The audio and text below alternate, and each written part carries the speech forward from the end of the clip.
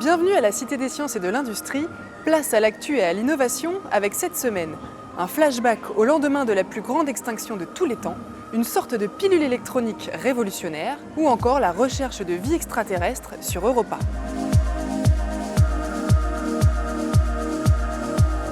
Mais commençons avec une étonnante découverte dans le monde animal. Pour échapper à leurs prédateurs, vous le savez, les animaux redoublent de subterfuges les plus variés. Certains se camouflent dans leur environnement, d'autres font diversion. Mais la stratégie de ce gecko nouvellement découvert à Madagascar est tout à fait singulière. Très répandus, les geckos sont d'étranges lézards capables de grimper sur toutes les surfaces, y compris les plus lisses, grâce à leurs pattes recouvertes de lamelles adhésives. Geckolepis megalepis, une nouvelle espèce découverte dans le parc national d'Ankarana à Madagascar, est recouvert de grandes écailles. Et pour déjouer les attaques, il préfère y laisser sa peau, pour garder la vie sauve. Et cette stratégie ne provoque chez lui ni saignement, ni blessure. Alors comment fait-il ? On pourrait croire qu'il s'agit d'une simple mue de l'épiderme, comme on l'observe chez les serpents par exemple. Mais non, ce gecko perd carrément son derme, c'est-à-dire les couches profondes de sa peau. Les chercheurs allemands à l'origine de cette découverte montrent que l'animal dispose de cellules souches particulièrement efficaces, à même de reformer une peau épaisse et écailleuse en quelques semaines seulement. Une stratégie coûteuse, certes, mais néanmoins efficace puisqu'elle permet à l'animal de sauver sa peau, enfin, sa vie. Il y a plus de 200 millions d'années, la plus grande extinction de tous les temps a rayé de la carte 90% des espèces vivantes sur Terre. Les scientifiques pensaient que ce cataclysme avait mis KO les écosystèmes pour un bon moment, mais c'était sans compter sur cet impressionnant gisement fossile fraîchement découvert aux États-Unis. La crise du Permien-Trias, survenue il y a 252 millions d'années, a vu 9 espèces sur 10 disparaître définitivement de la planète. Les coupables présumés de cet écocide, des éruptions volcaniques gigantesques localisées dans la région de l'actuelle Sibérie. Il s'ensuivit une longue et extrême instabilité environnementale. Pour preuve, les scientifiques n'avaient enregistré une rediversification des espèces que 5 millions d'années plus tard. Mais une découverte vient chambouler ce scénario. À Paris Canyon, un site situé dans l'Idaho aux États-Unis, une découverte paléontologique a été mise au jour. Une équipe internationale, coordonnée par le chercheur français Arnaud Braillard, y a découvert une véritable fenêtre ouverte sur la vie marine, tout juste 1,5 million d'années après la grande extinction. Et surprise, une grande variété d'espèces y sont présentes. Les fossiles en très bon état trahissent la présence, à cette période, d'éponges, d'arthropodes, de vertébrés ou encore de mollusques. D'ailleurs, le site de Paris Canyon a dévoilé une espèce de calamar que l'on pensait être apparue seulement au début du Jurassique, soit 50 millions d'années plus tard. Bref, une véritable manne pour les chercheurs qui vont devoir déterminer à présent si ce gisement est représentatif du reste de la planète à cette époque, ou bien s'il demeure une exception dans le grand désert écologique du Permien-Trias.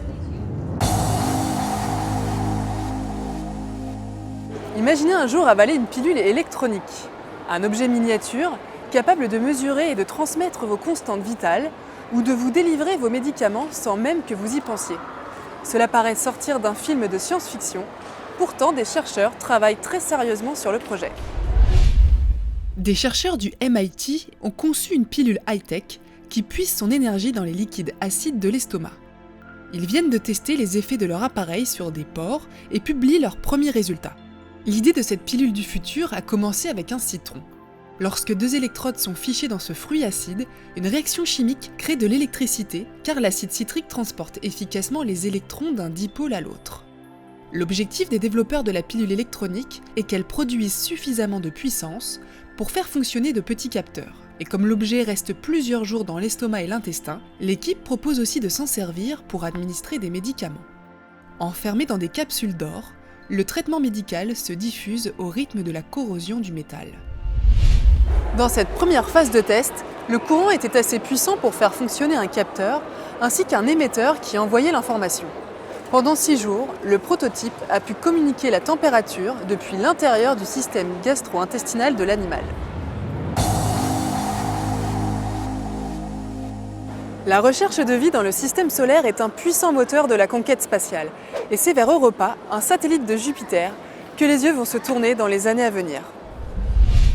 Europa possède un noyau rocheux et la banquise qui la recouvre entièrement est la plus lisse de tout le système solaire. Bien que sa température maximum soit de moins 150 degrés, elle possède des geysers et l'on suppose qu'elle abrite un océan d'eau salée très profond. La NASA a déjà imaginé une mission d'observation de ce curieux monde pour le début des années 2020. Cette mission, Europa Clipper, serait lancée en 2022 avec un nouveau lanceur géant, le SLS.